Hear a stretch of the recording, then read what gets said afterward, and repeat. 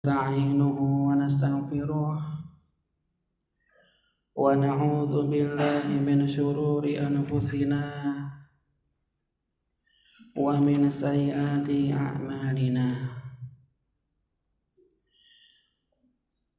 من يهده الله فلا مضل له ومن يضلل فلا هادي له أشهد أن لا إله إلا الله وحده لا شريك له وأشهد أن محمدا عبده ورسوله أما بعد.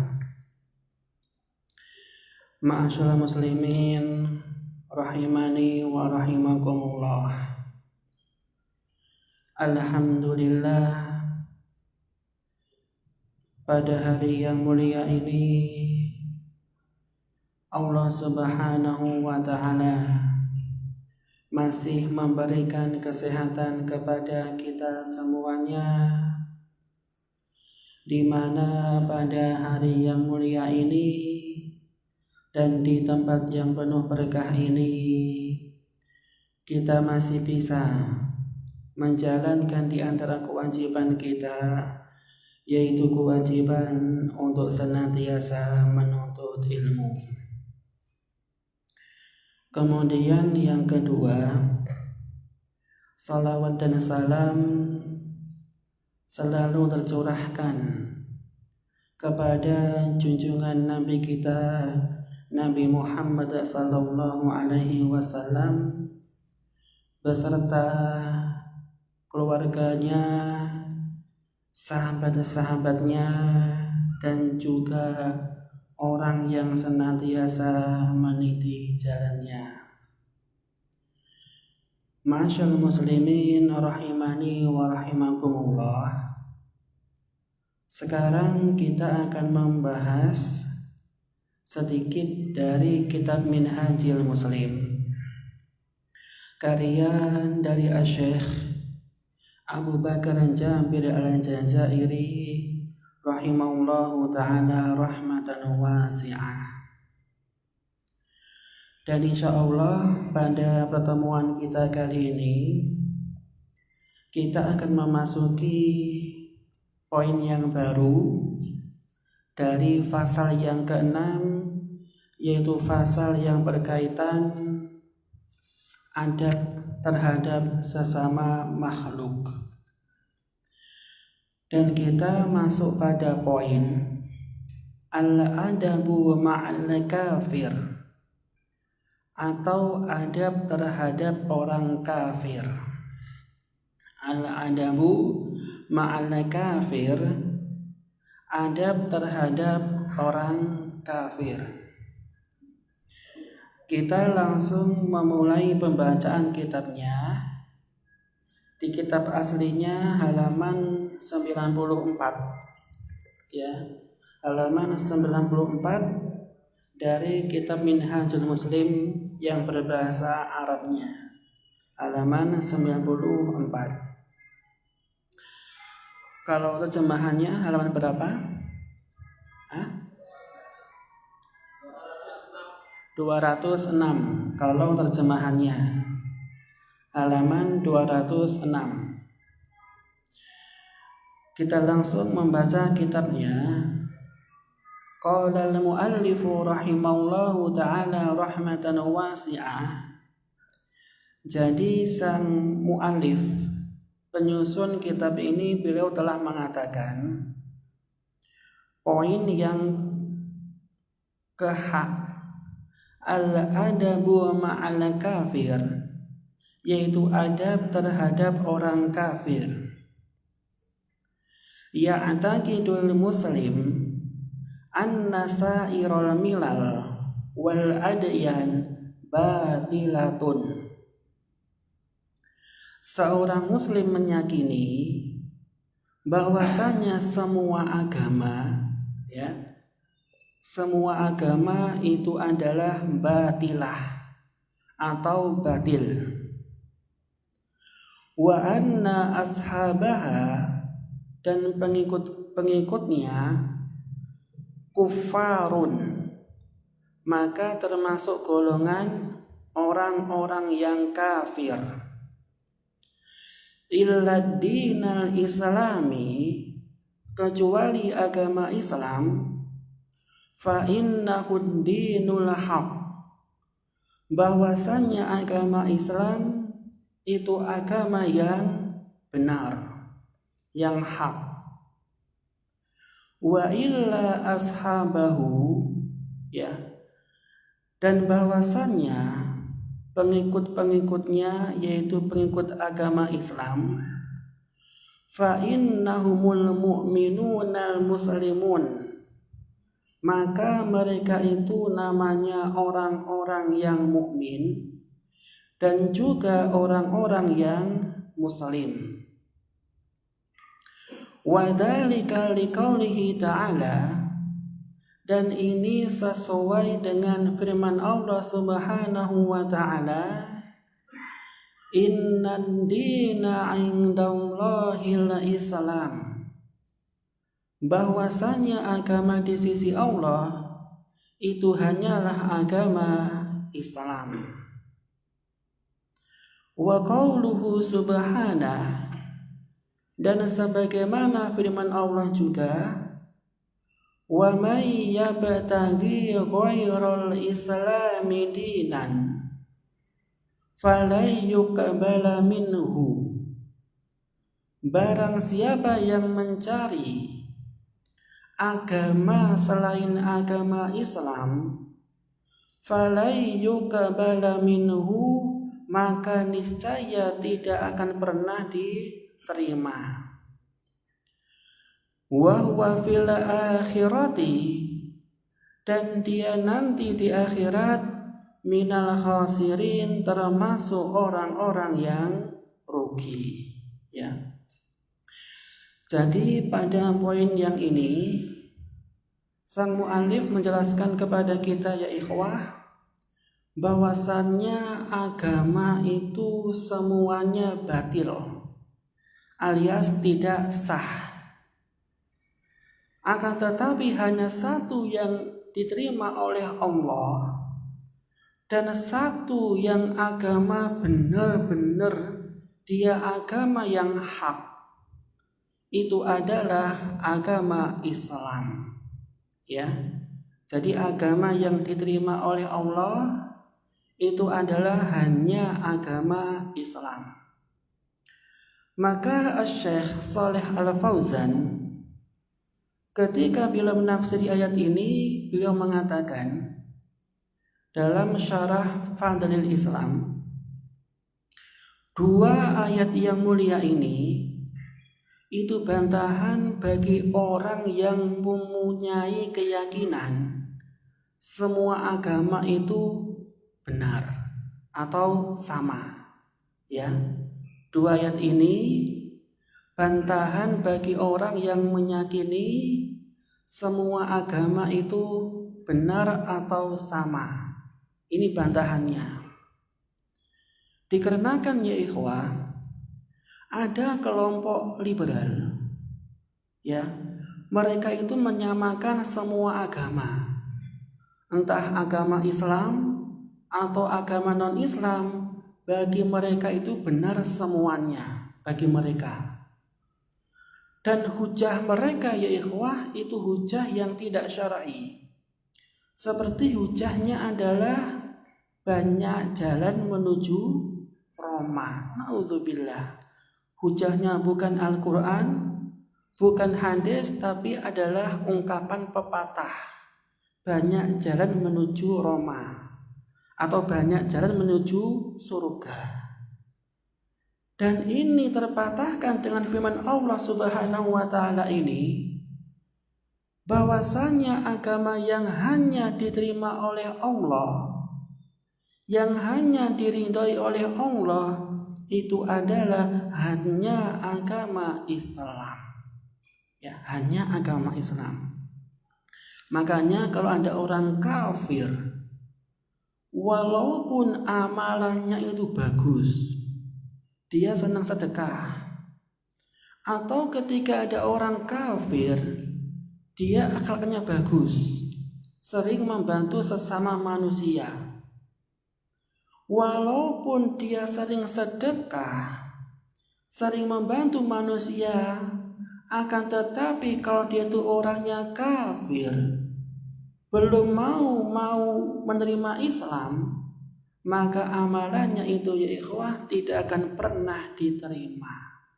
Alias kalau bahasa Jawa itu muspro, percuma. Ya, amalannya banyak, tapi gara-gara dia belum mau masuk Islam, maka amalannya itu tidak akan pernah diterima oleh Allah Azza wa Jalla. Ya.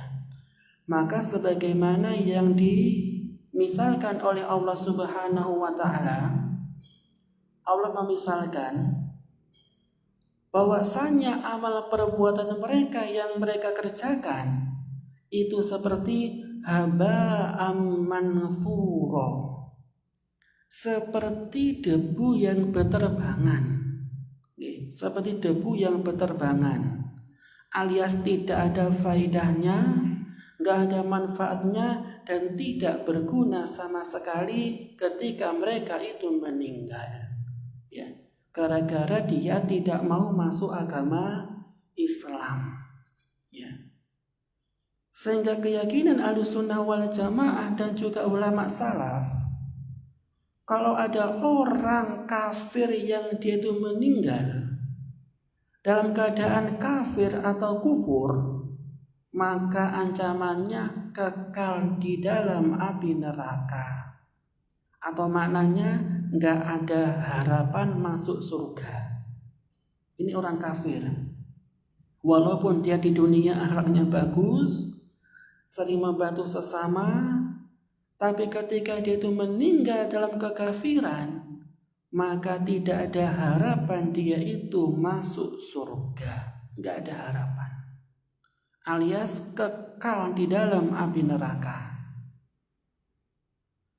Akan tetapi sebaliknya ya ikhwah, kalau ada orang muslim yang dia itu dosanya banyak, dia bergelimang dengan kemaksiatan, akan tetapi dia masih agamanya Islam, masih menyembah Allah Azza wa Jalla dan tidak pernah menyekutukan Allah, maka di sini ketika dia itu meninggal masih bisa dia itu masuk surga karena agamanya Islam, walaupun dosanya itu banyak.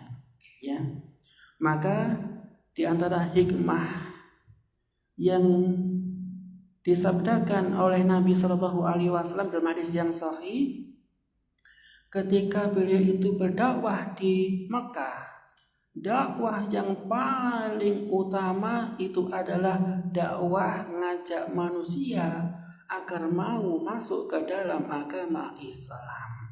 Ini yang paling utama. Makanya kalau antum masih punya saudara, qadarullah kok masih dia itu orangnya belum mau masuk agama Islam, masih musyrik, masih kafir, harus senantiasa antum dakwahi, harus wajib hukumnya.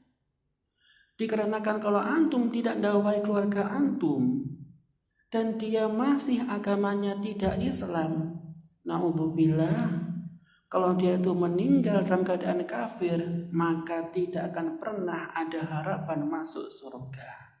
Ya, gak ada harapan masuk surga. Maka di sini agama yang hanya diterima oleh Allah itu adalah agama Islam. Dan juga firman Allah Subhanahu wa taala, wa qauluhu ta'ala, al-yawma akmaltu lakum dinakum, dan pada hari ini telah kusempurnakan untuk kalian agama kalian, wa atmamtu alaikum ni'mati, dan telah kusempurnakan atau kucukupkan atas kalian nikmatku, wa raditu lakumul Islam madina, dan telah kuridhoi untuk kalian semuanya agama Islam sebagai agama kalian.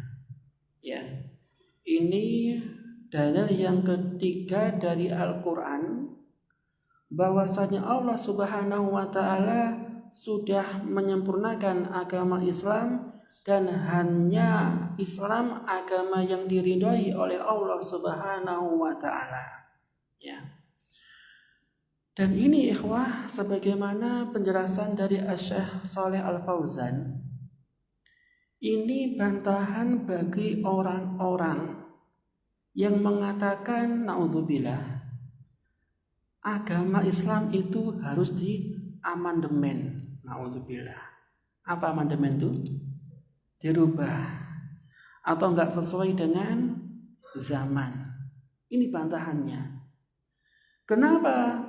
Dikarenakan Allah Subhanahu wa Ta'ala telah menyempurnakan, dan yang namanya sempurna itu berlangsung sampai akhir zaman. Tidak ada yang namanya kadaluarsa, enggak ada. Dan sangat disayangkan yang mengatakan ini siapa? Sesama muslim. Naudzubillah. Dia ngakunya muslim, tapi punya keyakinan Al-Quran harus diamandemen. Naudzubillah. Padahal kalau kita melihat riwayat ya dari para sahabat, sebagaimana penjelasan Thariq bin Syihab, beliau mengatakan bahwasannya orang Yahudi yang agamanya Yahudi, mereka itu ngakui kalau agama Islam itu agama yang sempurna. Orang Yahudi ngakui kalau Islam itu agama yang sempurna. Ya.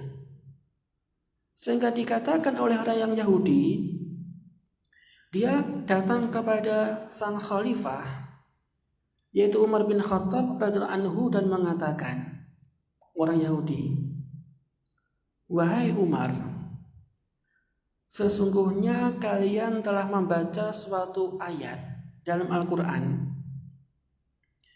dan seumpamanya ayat ini turun kepada kami, yaitu orang Yahudi, niscaya turunnya ini akan kami jadikan sebagai hari raya alias perayaan besar. Ini orang Yahudi. Maka Umar mengatakan, ya kami tahu. Ayat apa itu? Maka dikatakan, al-yauma akmaltu lakum dinakum. Ayat ini. Ini orang Yahudi mengakui, ya ikhwah, bahwasanya agama Islam agama yang telah disempurnakan.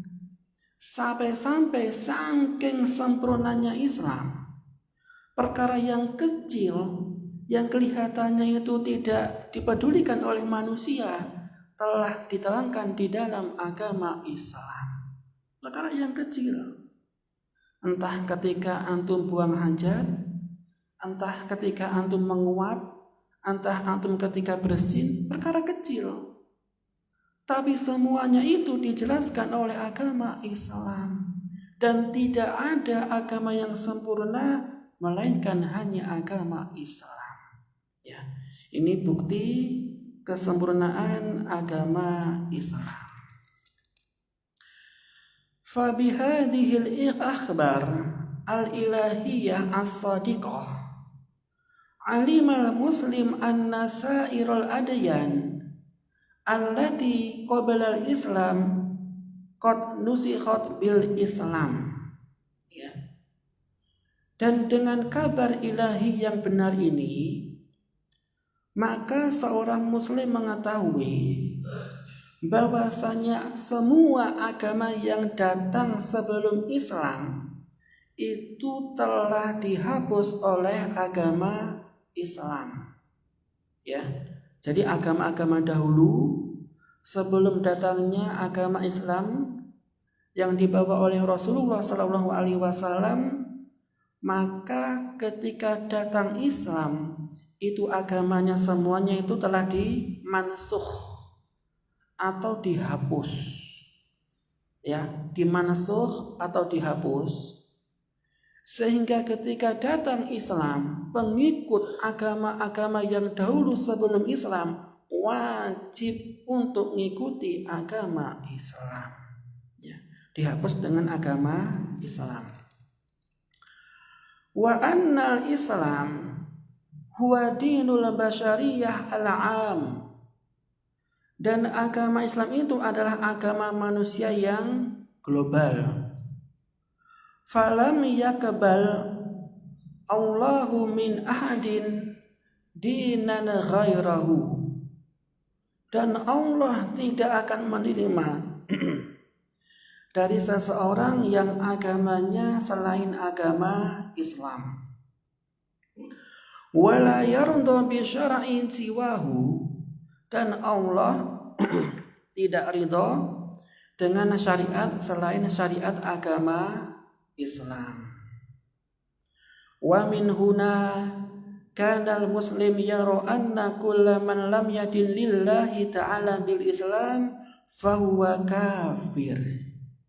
Maka dari ini seorang muslim menganggap kalau ada orang yang tidak agamanya agama Islam, maka hukumnya fahuwa kafir, maka dia itu hukumnya adalah kafir. Ya. Jadi kafir ini sebutan yang diperuntukkan untuk orang yang agamanya non-Islam, namanya kafir. Ya. Akan tetapi ya ikhwah, walaupun mereka kafir, saking sempurnanya agama Islam, kita itu punya adab terhadap mereka. Punya adab. Apa itu adabnya? Adab yang pertama adalah adab terhadap orang kafir. Adamu iqrarihi 'alal kufri wa adami ridha bihi idza ridha bil kufri kufrun. Ya. Jadi adab yang pertama terhadap orang kafir itu adalah kita nggak boleh meridhoi, nggak boleh meyakini atau mengakui atas kekufuran mereka. Jadi kita nggak boleh ridho. Kenapa? Dikarenakan ridho atas kekufuran, maka hukumnya itu adalah kufur. Ridho atas kekufuran, maka hukumnya adalah kufur. Ya.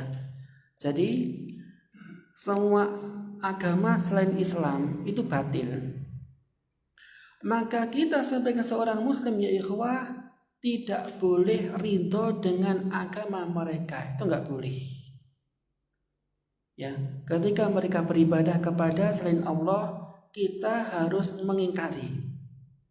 Dan ketika mereka itu menyembah selain Allah, harus kita ingkari. Jangan sekali kita ridho dengan kekufuran mereka.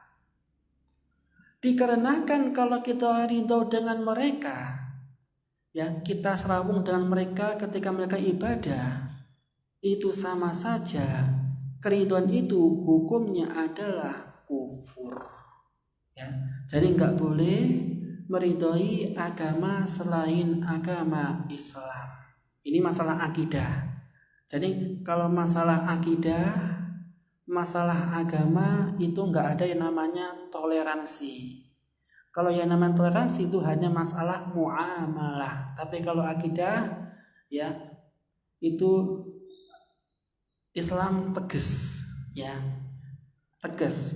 Nggak boleh satu hari ngibadahi Allah, satu hari yang lagi ngibadahi Tuhan mereka, itu nggak boleh. Alias berbagi Tuhan, naudzubillah, itu nggak boleh. Tapi dalam agama Islam itu harus tegas, harus yakin kita itu agamanya benar adalah agama Islam dan agama mereka itu adalah batil, dan kita nggak boleh ridho atas kekafiran mereka. Kemudian yang kedua, bughduhu bi bughdillahi ta'ala lahu. Jadi kita benci kepada mereka karena Allah membencinya. Ya. Jadi Allah itu benci kekufuran, maka kita harus juga membenci kekufuran ataupun kekafiran. Idzil hubbu fillahi wal bughdu fillah. Cinta dan juga benci itu harus dibangun atasan landasan karena Allah. Wa ma damaulahu azza wa jal qad abghadahu li kufrin bihi fal muslim yubaghiduhu al kafir bi bugdillahi ta'ala lahu. Maka ketika Allah membenci orang kafir, maka seorang muslim harus juga membenci orang kafir sebagaimana Allah benci. Nah itu ikhwah. Jadi kalau bisa ketika ada orang kafir, kita itu ridho dengan mereka, harus benci. Harus benci. Cuman kadang-kadang benci ini disalahartikan. Benci yang gimana ya ikhwah? Maka dikatakan oleh Asy-Syaikh bin Baz rahimahullah dalam kitab fatwa beliau, yang disebut dengan benci ini itu benci di dalam hati. Kita nggak boleh ya ikhwah, walaupun kita benci nggak boleh kita menzalimi. Nah itu ya. Jadi hakikatnya hati kita itu nggak ridho dengan kekafiran, kita benci dengan kekafiran itu dalam hati. Akan tetapi walaupun kita benci dengan kekafiran, maka kita nggak boleh menzalimi orang kafir. Itu nggak boleh menzalimi. Ya, itu nggak boleh. Karena hak-hak mereka itu juga diakui oleh negara dan diakui oleh Islam. Itu mereka punya hak, kita nggak boleh zalim. Seperti kalau antum bertemu dengan orang kafir, nggak boleh antum tonjok atau antum pukul, itu nggak boleh. Itu zalim. Dan ketika antum zalim, itu juga antum sama saja melakukan dosa, walaupun zalimnya kepada orang kafir. Itu nggak boleh, ya. Itu kita nggak boleh zalim, tapi benci boleh di dalam hati. Ya. Kemudian yang ketiga, adamu muwalatihi wa mawaddatihi. Nah ini, kita benci dengan orang kafir dan nggak boleh kita mencintai mereka. Alias kalau istilahnya ulama itu harus wala dan juga barok. Kita nggak boleh cinta orang kafir, tapi harus barok. Barok itu maknanya harus berlepas diri dari kekafiran mereka. Namanya barok. Ya. Maka kalau ada orang kafir ya ikhwah, tetangga antum, walaupun orangnya cantik, kalau bisa jangan cinta. Ya, jangan cinta. Kenapa? Dikarenakan orang mukmin ikhwah atau mukminah atau mukminat, wanita-wanita yang mukmin itu lebih baik daripada orang kafir. Lebih baik orang mukmin, ya, karena masih banyak wanita muslimah daripada antum menikahi orang kafir. Jadi cintanya itu harus sesama muslim, bukan kepada orang kafir. Dan juga ikhwan, dalam kaidah ulama salaf ada yang namanya al-wala dan juga al-bara.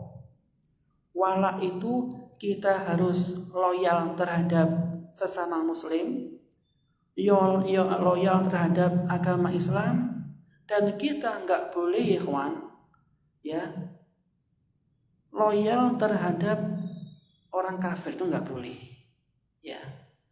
Dan juga kita harus barok, harus berlepas diri dari kekafiran mereka. Soalnya antum kalau tidak barok, tidak berlepas diri dengan kekafiran mereka, contohnya mereka mengadakan semacam acara agama, antum kok datang di acara mereka, itu sama saja yang dapat dosa tidak hanya orang kafir, tapi juga orang yang datang di acara mereka. Ya. Kenapa? Dikarenakan kalau antum datang di acara keagamaan mereka dan antum menyaksikan dan duduk sama mereka, sama saja itu antum ikut kemaksiatan dengan mereka. Antum dapat dosa. Walaupun antum tidak mengatakan sesuatu, hanya duduk manis, hanya duduk dengan mereka, maka hukumnya di sini tidak diperbolehkan, harus berlepas diri. Apa landasannya? Landasannya adalah firman Allah Subhanahu wa taala di dalam surat Ali Imran ayat 28. Allah mengatakan, la yattakhidhil mu'minina al-kafirina awliya min dunil mu'minin. Ya. Jadi maknanya itu enggak boleh orang mukmin ngambil orang kafir sebagai aulia. Aulia itu apa sih? Jadi aulia ini ada dua penafsiran para ulama. Di antaranya mungkin ulama Al-Imam Qurtubi. Wali ini ada dua macam yang gak boleh kita lakukan terhadap orang kafir. Yang pertama, tidak boleh dijadikan pemimpin. Dan yang kedua, tidak boleh dijadikan teman akrab. Itu gak boleh. Ya, gak boleh jadikan pemimpin dan juga gak boleh jadikan teman akrab. Soalnya kalau antum ya ikhwah kok dekat sama orang kafir, yang namanya kafir itu seperti penyakit, bisa nulari. Ya, bisa nulari. Kalau antum sering main sama orang kafir, kemudian sering ke rumahnya, sering melihat mereka beribadah, dan itu kalau antum gak punya akidah, antum bisa tertular. Bisa tertular. Makanya kalau bisa ketika antum punya tetangga kafir, harus dibatasi pergaulannya. Tidak bergaul dengan mereka kecuali hanya dalam rangka dakwah. Ya, soalnya kalau antum bermain dengan mereka, kemudian kok sering ke rumahnya, takutnya naudzubillah antum yang akan ditarik ke agamanya mereka. Bisa nular. Ya, bisa nular kekafiran itu. Makanya di sini tidak boleh kita jadikan mereka pertama sebagai pemimpin dan yang kedua sebagai teman akrab. Kemudian yang keempat, insafuhu wal adlu ma'ahu wa isda'ul khairi lahu illam yakun muhariban.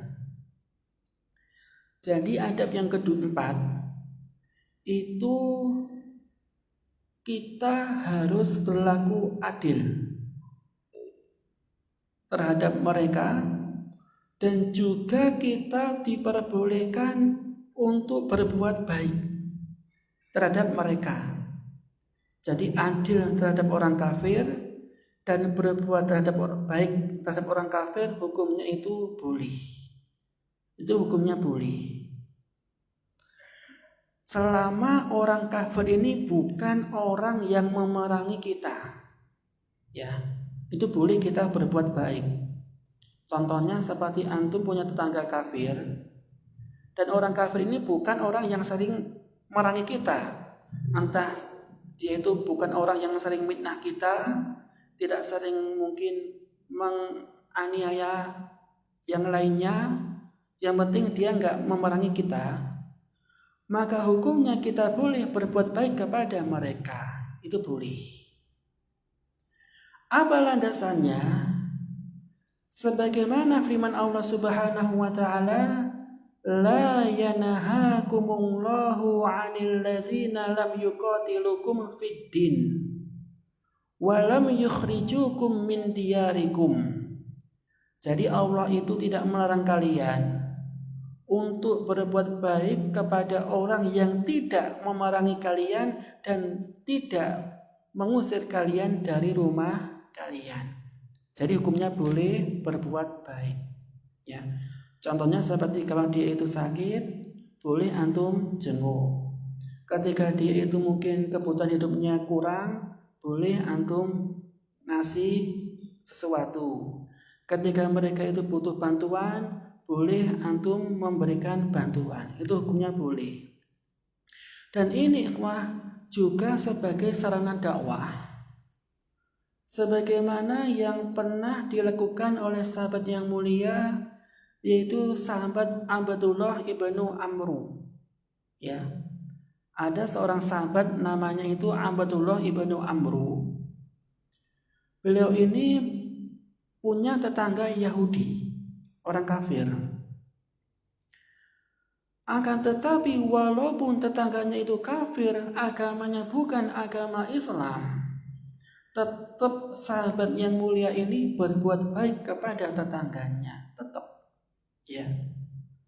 Maka dikisahkan Abdullah ibnu Amru radhiyallahu anhu itu beliau pernah menyembelih kambing, syat. Pernah menyembelih kambing. Maka habis menyembelih kambing, beliau radhiyallahu anhu tidak lupa berbuat baik kepada tetangganya yang kafir, dikasih dagingnya. Dikasih dagingnya. Dan itu hukumnya boleh. Kenapa? Lebih-lebih kalau niatannya antum itu untuk dakwah. Ya, ketika antum sering bantu dia, kemudian ketika antum sering nolong dia, boleh jadi karena bantuan antum, hatinya itu akan terenyuh. Ya, akan terenyuh. Ternyata tetangga saya yang muslim, walaupun beda agama, tetap dia mau bantu saya. Terenyuh. Maka kalau dia tuh terenyuh karena bantuan antum dan akhlak antum yang sangat bagus, boleh jadi dia itu akan mau menerima agama Islam. Itu dakwah dengan akhlak. Tapi kalau sebaliknya ya ikhwah, antum kok habis ngaji tidak antum amalkan ilmunya antum. Ketika antum punya tetangga kok antum sakiti hati tetangga, sering antum caci maki, sering mungkin dihujat, ataupun sering menzalimi tetangga yang dia itu orang kafir. Ketika akhlaknya seperti itu, boleh jadi orang kafir bukan dia itu akan simpati, tapi sebaliknya akan benci Islam. Akan benci Islam. Padahal Islam itu nggak mengajarkan seperti itu. Itu hanya personnya saja. Hanya personnya. Maka hanya perlakuan satu orang saja yang nggak tahu ilmu agama Islam, maka secara dihukum secara umum, maka agama Islam na'udzubillah bagi mereka agama yang tidak toleran. Bukan seperti itu. Jadi kalau masalah agama kita nggak ada kompromi, tapi kalau masalah muamalah, masalah dunia, maka hukumnya diperbolehkan kita berbuat baik kepada orang kafir. Itu boleh. Dan ini sebagaimana juga dikisahkan dari Asma, sahabat Asma. Asma itu siapa? Radhiyallahu anha. Siapa? Asma itu siapa? Asma itu putrinya Umar atau Utsman atau Ali? Putrinya Abu Bakar atau Umar? Ayo siapa?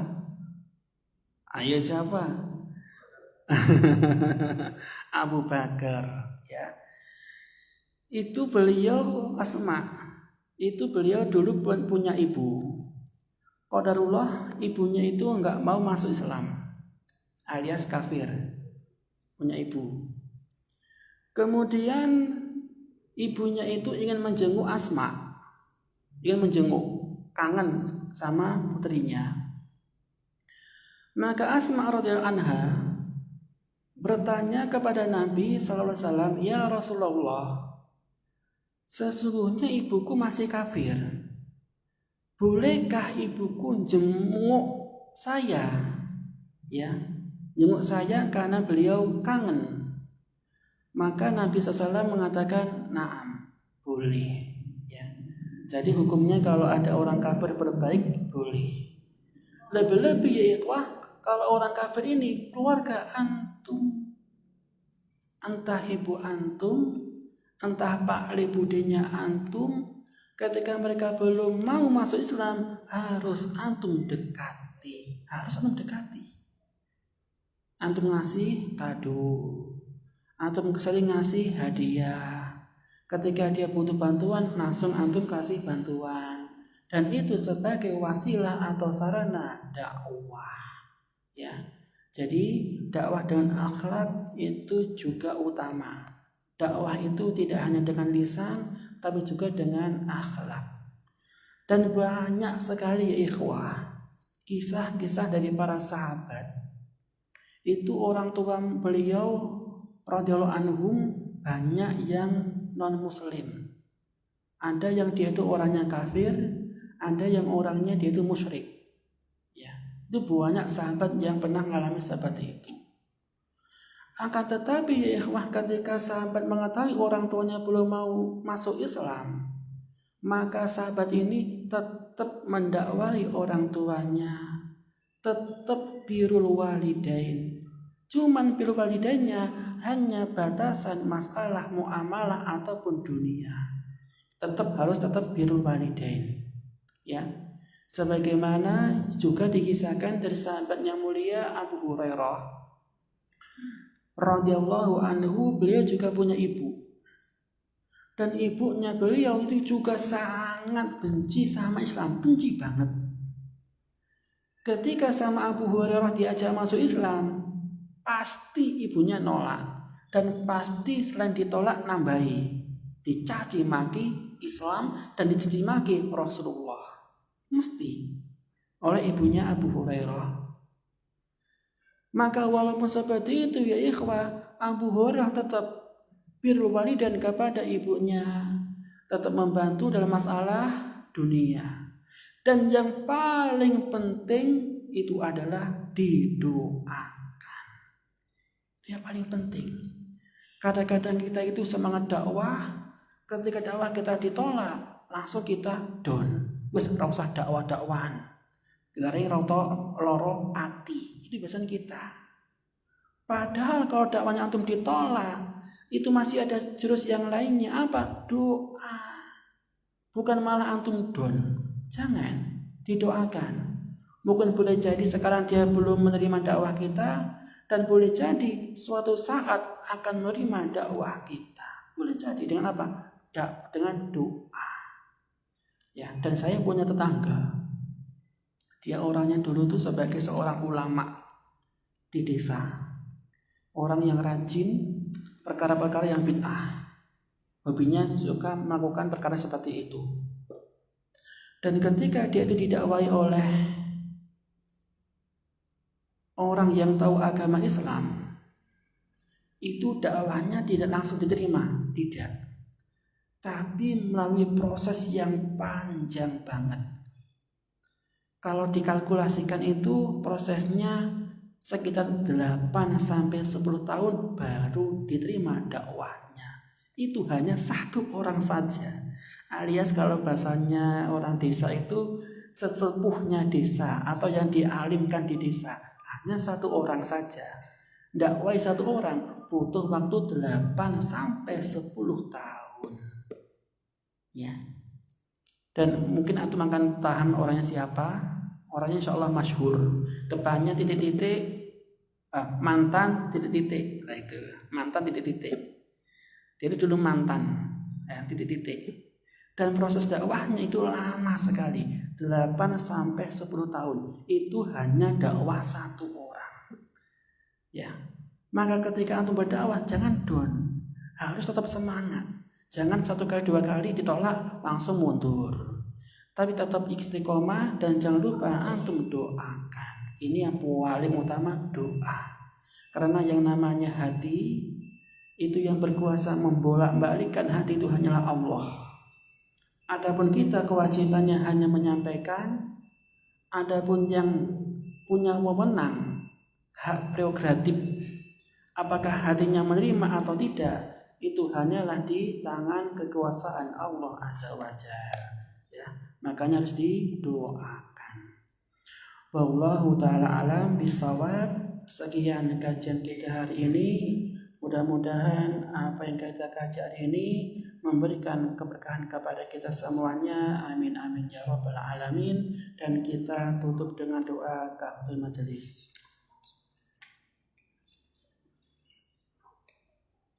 Wassalamualaikum warahmatullahi wabarakatuh.